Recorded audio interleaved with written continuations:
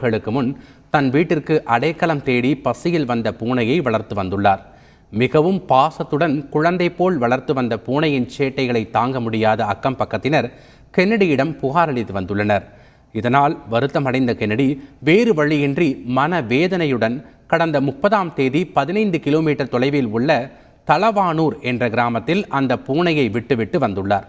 அதன் பிறகு வருத்தம் தாங்க முடியாமல் கென்னடி பூனையை பல இடங்களில் தேடி அலைந்துள்ளார்.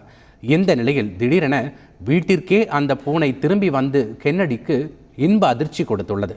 பசியால் வாடி மெலிந்த நிலையில் இருந்த அந்த பூனையை பார்த்ததும் கண்ணீர் மல்க கென்னடி கட்டி அணைத்து கொண்ட சம்பவம் அப்பகுதி மக்களை நெஞ்சுருக வைத்தது.